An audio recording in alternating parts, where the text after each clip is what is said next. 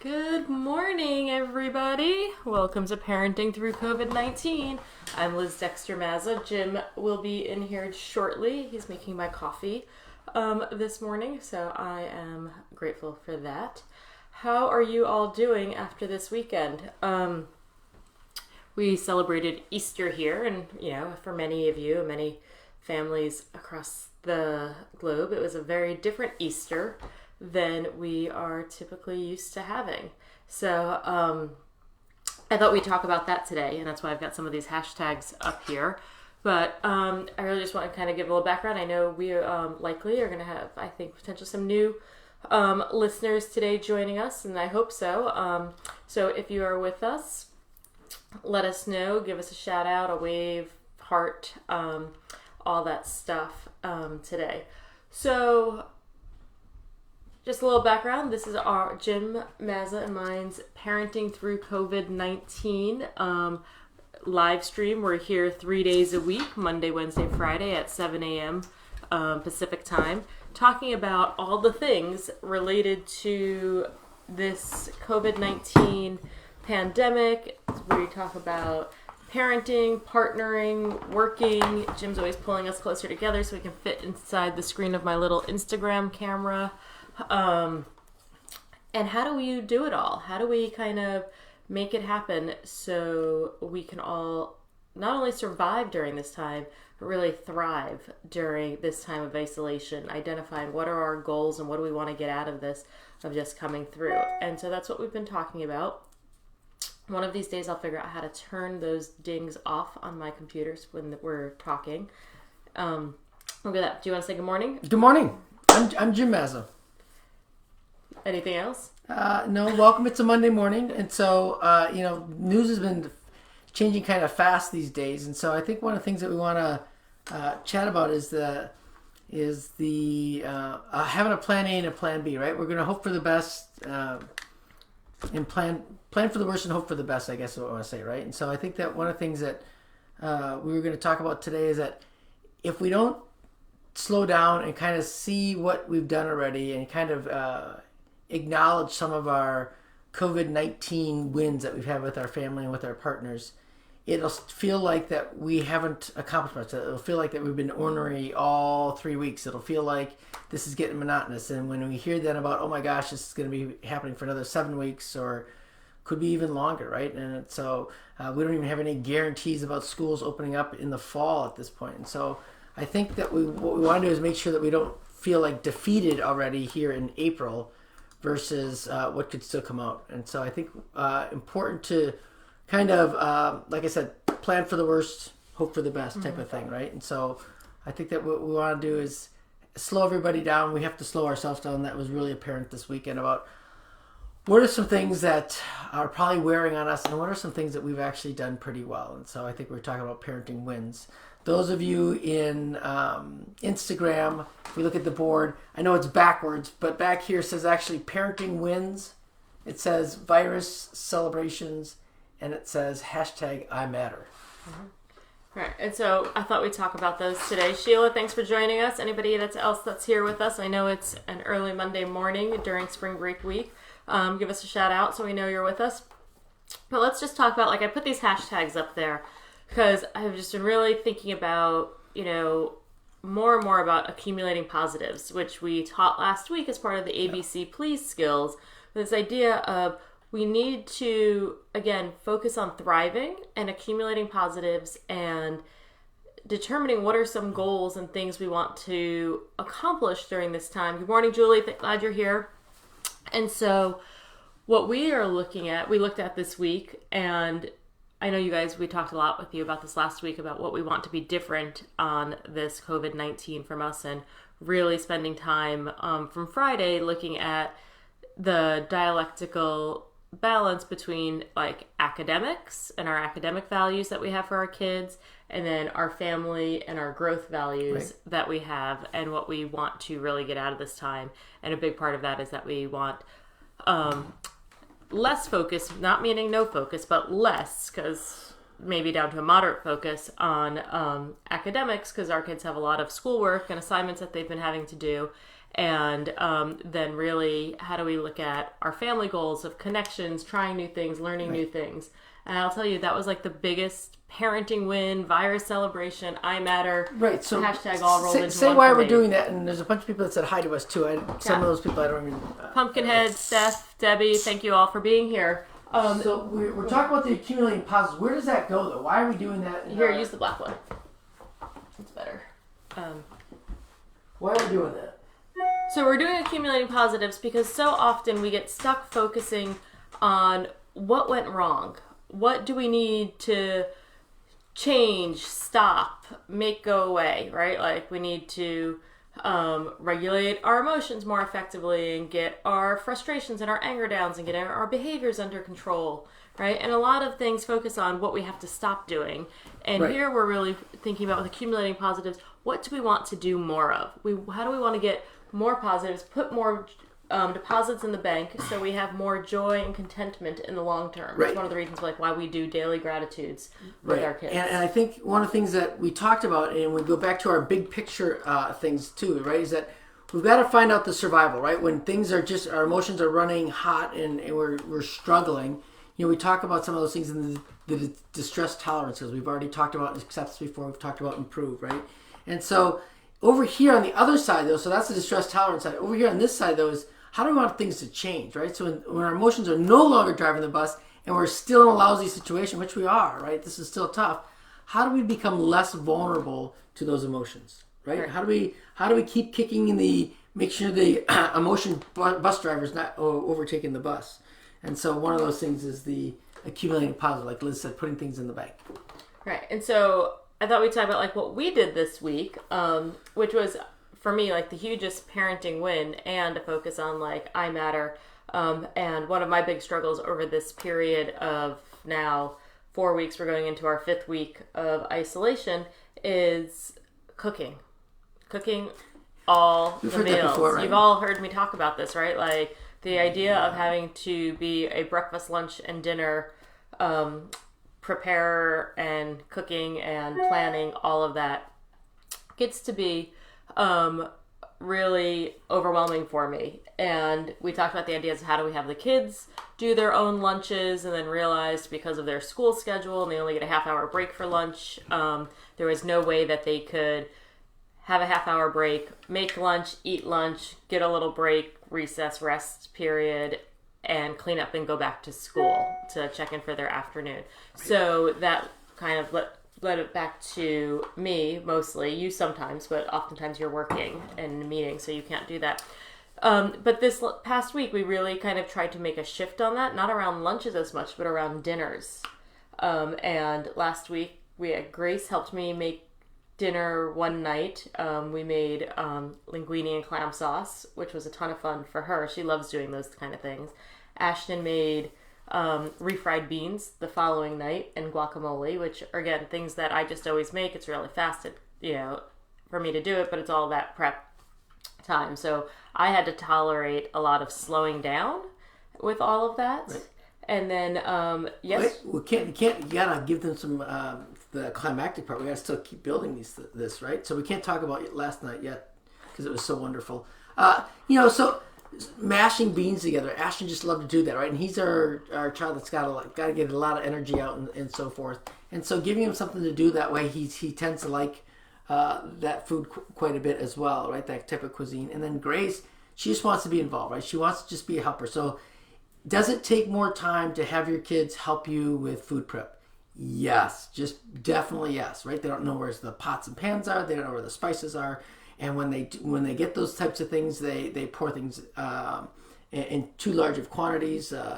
Yesterday we had Jackson who poured a half a cup of parsley and basil together. We're like, where'd it go? Like the whole jar was empty. We're like, okay, So those are kind of like, that's kind of the learning process, right? And so none of us were good cooks to begin with, and so we're learning that process. So finding things that they can do is helpful because I think that they want to contribute. That's my little stage there. So so kind of staying with that and really staying with this piece. It's like I put I matter up here because I've been talking to somebody about that quite a bit lately, and yes, this whole weekend I really tried to focus on some of that. As we talked about last week, I had the experience that I was starting to get lost in meeting the needs of everybody else in the family. You yourself, what you needed. What I needed, and I needed to be a little bit more selfish on doing things for me and taking care of myself and like pushing for other people to do things. And so with Easter coming up this week, that was kind of a big thing for me because Easter for us, we've never had really a strong tradition of like a formal Easter meal or Easter experience. Like we have a tradition of like the Easter bunny comes and leaves chocolate droppings all over the house. And the Easter basket hunt. We do a Easter basket scavenger hunt. Like that's been like our Easter tradition. And then we go to church. And then it's like whatever the rest of the day brings. And this year, I was really focused, as I've said to you the other day, like I want us to have like some kind of tradition that's like part of a meal. That we sit down and we have an Easter meal to celebrate the day. And you're like, well, don't we just have any food here in the house? I was like, you have to go to the grocery store. He's like, don't we have good food here that you can just make? And I got really frustrated that it was that you can just make piece. Right. And so some of that is on me, right? So I know that food is something that really helps Liz thrive. She likes good food, right? And she likes to have meals that taste really good. And she doesn't like the prep of meals or cooking them as much, right? And so I think if I had slowed down enough to think, oh my gosh, yes, it's a holiday, and that tends to accentuate it. So now it's food du jour squared, right? That you like to have that, and so holiday food, and so I kind of just was like, I don't want to go out, and I don't want to go shopping at this point. And she was out to the grocery store, not to dinner, right? None of the restaurants are open, right? So. The idea was that I was like, we just got done, going having Costco delivered to us. We've got all this food. Why can't we just? And because it wasn't unique, it wasn't going to be then a win. It was going to be just a regular day, and we wanted to celebrate this differently, right? So whether it's Passover or whether it's Easter or other holidays that you celebrate, this needed to be different because every day is starting to look the same. I mean, I'm working now on Saturdays and sometimes Sundays because we don't have anything scheduled, right? So all my days are starting to run into each other. I don't know if anybody else feels like that. You're like, what day is it? Is it Tuesday? Is it Thursday? What day is this, right? And so I think we're losing some of that structure, and I think that plays into it, right? And so Liz let me know that Easter dinner was going to be important and that I needed to be out shopping, what was it, Friday, Saturday. Yeah. Right. So I went at a really slow time, like Saturday at 3 p.m. Mm-hmm. So you were all protected. You had the mask and the gloves and everything. But here's what we did. And we want to hear what you guys did this weekend. Also, any parenting wins you had, virus celebrations, things that you did to take care of yourself and your family. That, especially if they hit with like new goals that you're trying to think about. And this is what like one of our big goals was, like, what new skills can the kids learn? And one of them is cooking, we talked about. And so we had each of the kids choose something that was going to contribute to our Easter meals. Right. And we were really focused on Easter kind of dinner and what to do with that. And Jackson came out with, he's like, I'm going to make breakfast. And he found a recipe for an Easter breakfast casserole, where you kind of mix all the ingredients together, put them in a pan, and then cook them the next morning. And I gotta tell you, Jackson's never looked at a recipe before, let alone looked one up. And never cooked anything beyond quesadillas or a grilled cheese sandwich or a bowl of cereal. It hasn't been a desire of his, right? And so let's not completely throw Jackson under the bus, right? No, he's not what you'd say cook handy at this point, right? That's not something he's gravitated towards. And if someone wants to make him a sandwich or whatever else, he'll eat it, right? Matter of fact, he won't do anything extra as long as you make it. He'll eat it, right? Or he won't eat at all. Like, he'll go a whole day without eating because he doesn't feel like making himself lunch. So this was like a huge win. Like, he chopped the vegetables, which we like had to teach him how to chop the vegetables, and he printed out the recipe and he followed it. Yep. And he was really proud on Easter morning when we were able to all have it, and that was just wonderful. And then Ashton, and it tasted good. It was really good. And then Ashton decided he wanted to make salmon. Well, first he decided he wanted to make sausage stuffed steak wraps, which meant like getting sausage, frying it, then wrapping it in sirloin steak and frying it again. Right. And so we decided maybe he could look for something a little more healthy versus fried sausage and fried steak. And he totally was onto that, and he picked out this salmon and asparagus like food dish, like foil wrap thing. Yep. Where he had to like chop all the garlic and melt the butter and make all the seasonings there. And then with that, then Jackson also made that bruschetta, the shrimp and avocado that bruschetta. Was phenomenal.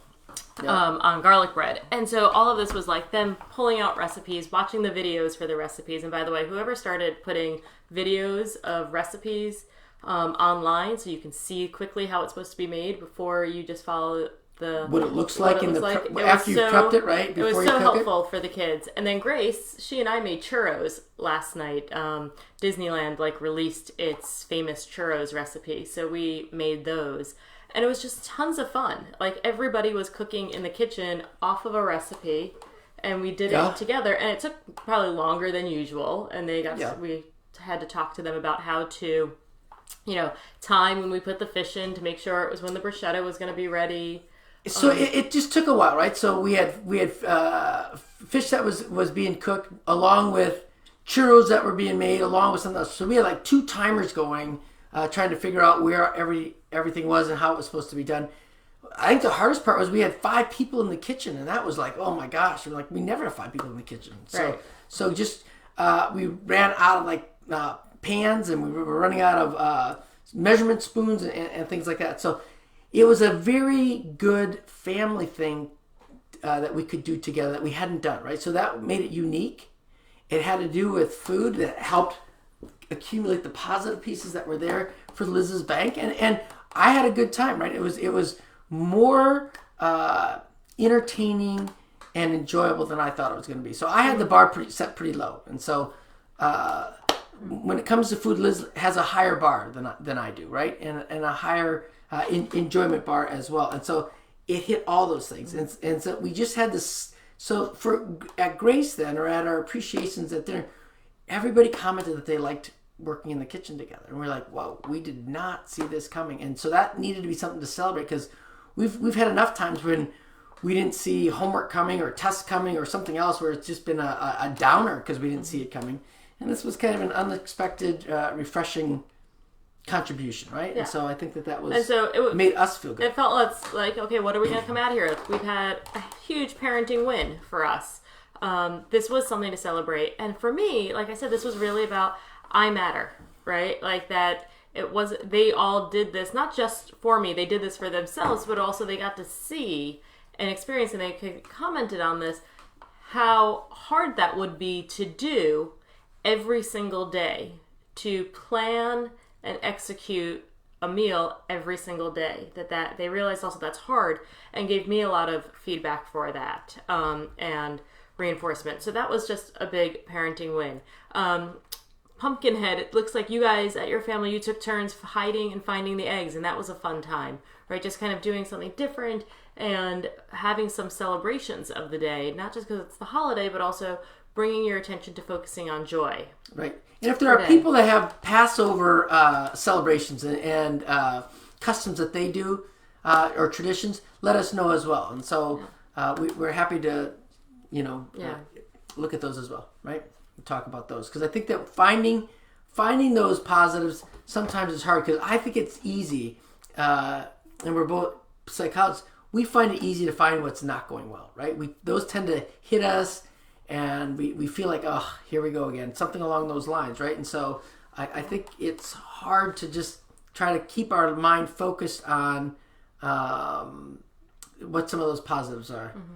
So Jacqueline talked about the different perspectives that you want to be able to take, right? Right. It doesn't always have to be bad, what we're doing.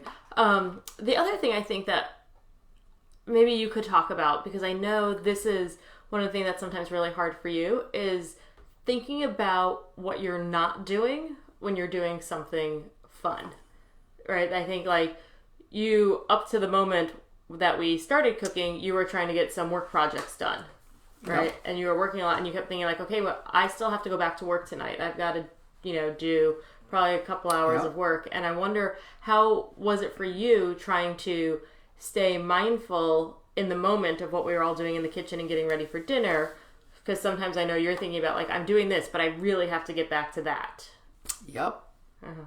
And you want me to share that? Yeah. So, what was that like for you? Because I think, it's hard for a lot of people to do this fun thing, but also kind of not fully being present, and because you have to get back there. And I think you were present yesterday, but how did you do that? So I asked for a little bit of time before we started cooking, because we had gone out for a walk, and I said, I just need to get a chunk of this work done, because I feel like I'm behind. I always feel like I'm behind, right? And that's the one difficulty that is different for me, that I could always be working if I wanted to, right? And so I said, I just want to get done with this chunk, right? And so we came back for the walk, and people were kind of starting to do some of the prep and getting ingredients. I said, I just need this time, right? And so I could get done with just that time.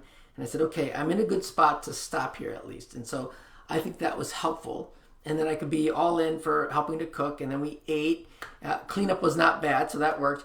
It was actually right after the churros for dessert that I was like, oh, I got to get back to the rest of this. And then we decided to sit down and watch another episode of Merlin, which is our latest TV show that we're watching, or series that we're watching. And so I think it is hard. And then you have to keep turning your mind back to being in the moment, right? And so, and finally, because we watched 2 episodes, so like, okay, that's good. And then the kids wanted to watch a third, and Liz like, yeah, let's watch. I'm like, I'm out.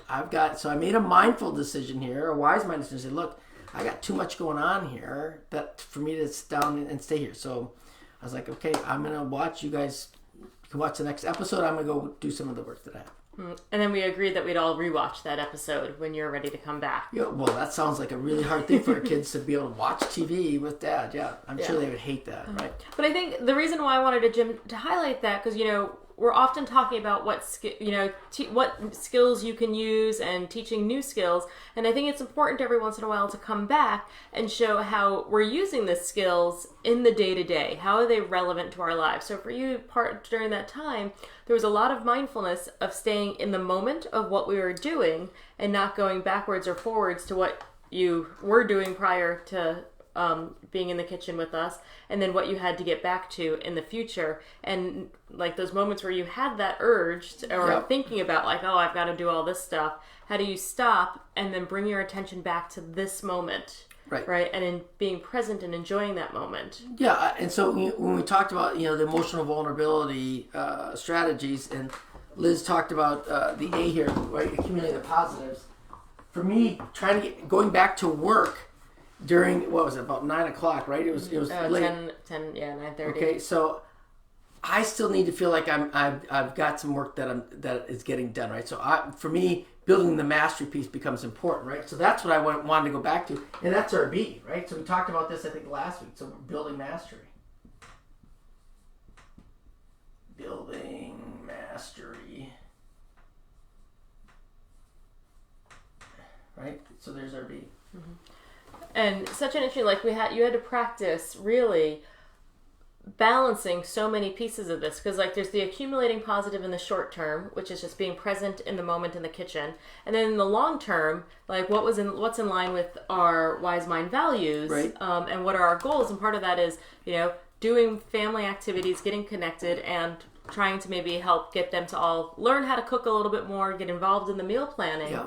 So we're really got that accumulating positives, and you're balancing that with building mastery of getting your work done and having to kind of really make this wise mind decision of where to be in the moment. So kind of just trying to bring that all together of so much mindfulness having to be used in the moment, while you balance these 2 skills of accumulating positives, short-term and long-term, right. and the building mastery, all coming together. That's not just so easy to say like, all right, here's what we're going to do. I'm going to use this skill, and it's going to be good, and it's going to be easy, because and that's where mindfulness comes back in, to kind of keep bringing us back to the moment. Yeah. And when I don't have everything done the way I want it to be, right, which is often, right, and so because I put a lot of things on my plate, I actually get to my C. I actually get to the coping ahead, because there's things that, I wish I had an extra 3 hours of prep time for my class, or I wish I had an extra 2 hours of prep time for a student, right? And so how do I then manage that if if the class doesn't go the way I want it to, or my interaction with the student doesn't go, I've got to think about that ahead of time too. So I will actually feel more at ease knowing that I've got a strategy or two if things turn out to be a disaster, because I've already coped ahead, right? I've already thought about how we started the show. I've already thought about the worst. Can I be prepared for the worst and hope for the best? Mm-hmm. So I plan for that piece and what skill I could use. Yeah, so give us some feedback. Is this making sense to you, how we kind of have to be practicing and bringing all these skills together? Because I think going into this next week, that's going to be a big part as well, I think, for you and I, really planning for the week. Our kids are now off of school, and if you've been with us for the last 3 weeks, you know the last 4 weeks has been about how school focused we have been, because they've had lots and lots of assignments. They've been mostly having to be in school from 9 to 3, sometimes longer every day, to get their assignments all done. And last week we worked on really shifting that down a little bit for us and our expectations. And now this week, there's really none except a couple maybe assignments they didn't finish from last week they may pick up on. And so we're going to focus on some structure this week as well. We're not going to go to the far extreme of no work and no structure. And it feels like, oh my gosh, this will be great because there's no assignments that are coming from school.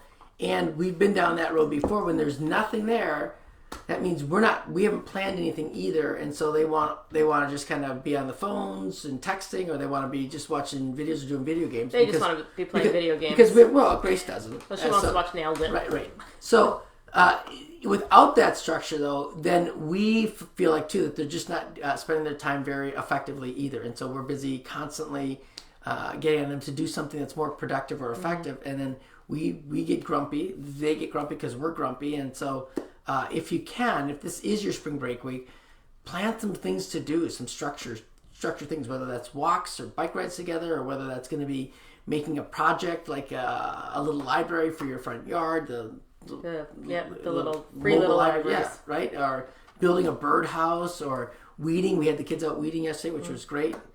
It doesn't mean that they were good weeders. It doesn't mean that they weeded for a long time. They just came out and wanted to help here and there. All right? And so, yep, same type of thing. Right. And so part of that is us just also having conversations with them about what do they want to get out of this time? What are some of their goals? It's not just what we want for them, but what do they want as family goals as well? And I think that's where it helped really with my kind of mental wellness in the last 2-3 days of kind of coming back to this idea of I matter. And I matter meaning that what are we going to look at our goals as a family, and how am I not going to do everything? And like this week, how am I not going to be completely responsible for everything the kids have to do, because you still have to work, you have to teach classes this week, but how are you going to kind of find that balance as well? It's a lot of what we're trying to do is the balance. Right, and I think in some ways I have an advantage because I have to keep doing what I do at my job at the university, right? So the individual side of me still is visible because it's a goal. When if we only put the family out there and look at family goals, we begin to lose some of our individual self that's there. And I think that's what gets hard. I think that's what was kind of wearing on you as well, is to say, hey, look, you do matter, I matter, and so does the family. So how do I find the balance? There's our dialectic, right? So it's just not all over here and it's just not all over here, right? How do we find a synthesis? How do we find where both can happen at the same time? Right.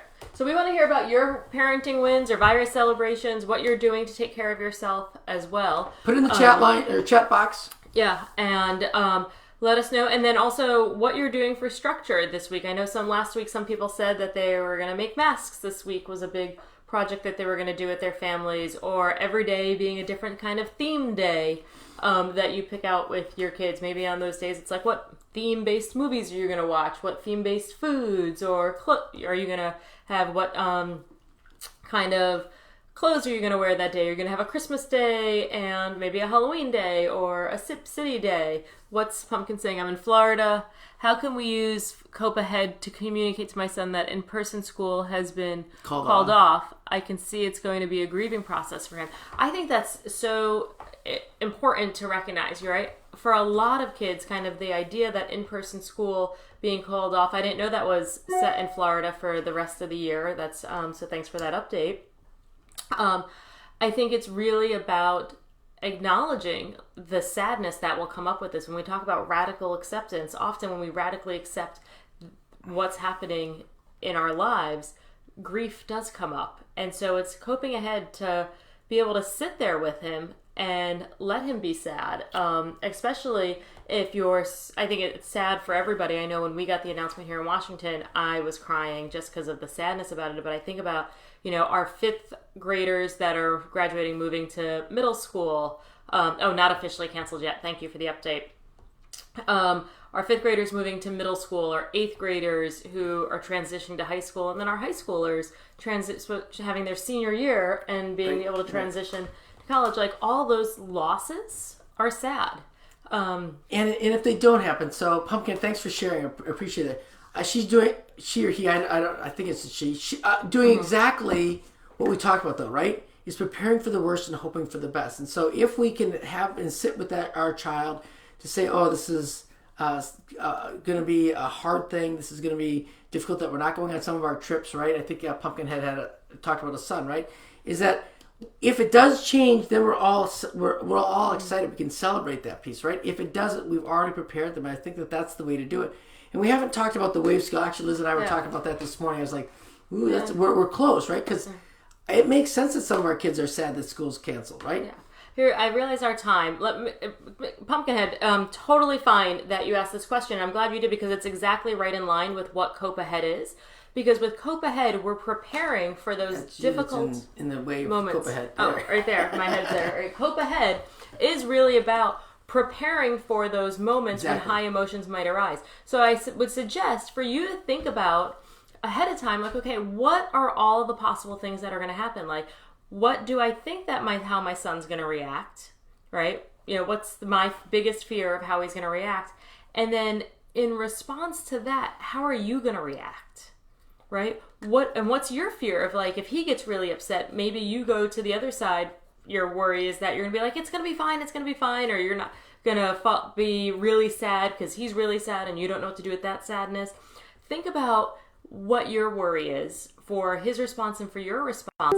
And then I want you to think about with that, what skills and strategies you will use to regulate your emotions in that moment, what you might say to him, and then rehearse that in your head, and practice that so that when you go into the moment of talking to him and having that conversation, you've already got a little bit of rehearsal on what you're going to say, how you're going to respond when your worst fear happens, when that sadness comes up. And that's really what Cope Ahead is, preparing for that worst moment. Right. You can do lots of problem solving ahead of time of, like, here's what I'm going to say and here's how I'm going to say it. And then really being ready for that big emotion on that side. So hopefully that's helpful for you. I realize, we are a little bit over in time. Sorry, my friends. We get really excited talking to all of you. If it makes sense to you, and give us kind of a thumbs up if this makes sense, we'll try to expand about the coping ahead piece so that we can have more emotional flexibility, more emotional patience with our kids, maybe with our partners, with ourselves. Mm-hmm. And so maybe we could talk a little bit about the wave skill on Wednesday. And so it they'll go together, that because some situations certainly make sense when we check the facts. It makes sense that it's that a son might be sad about not going to school. It makes sense that we're frustrated that we're locked up in our houses too. And so let's think about that. So can you give us a thumbs up, whatever? Yeah, we've got some there. We really don't know how to see them and understand all these balloons, screens. Whatever things, whatever flashes down on one of these Facebook days, Live we're or gonna on figure it out. Instagram. That'd be great. All right. Let me just. Okay. Yep. Just so because people have been asking about spring break, just want to let you know that we are still doing our student skills for surviving and thriving during COVID-19 and beyond. Our DBT Steps A class, both tomorrow, Tuesday, and Thursday at 10 a.m. Pacific time from our living room with our kids, and we're going to do that on Facebook Live again. I'm looking to figure out if we should make the move to put it on YouTube Live so more people can access it. If you know anything about that, drop us a comment or send me a DM so I can understand how that all works. We're just still trying to figure out this technology. We don't know it. It's taken time. We're working on it. We're going to get all of these videos are on Facebook, on our webpage, and they're going to be on YouTube soon. And so we just appreciate you all being here. Come join us. I have to tell you, one of my other wins was I figured out over the weekend for the very first time how you could touch a story in Instagram and lift up, and then that's where like all your high fives and smiley faces and hearts are. Yeah, I told you my Instagram technology education understanding is pretty low, so that was a huge win for me when I was like, oh, that's how you do that. So we want to hear your wins. Keep dropping us comments. Let us know how that's all going, and we will see you all back here on Wednesday morning at 7 a.m. and hopefully you and your kids and family will join us tomorrow for our students class. All right. Thanks for joining us. Thanks. Have a great Monday. day. And, really think about how you're going to schedule and plan some accumulating positives. Yep. And build some mastery this week for yourself and your families. All right. All right. Bye-bye. Bye.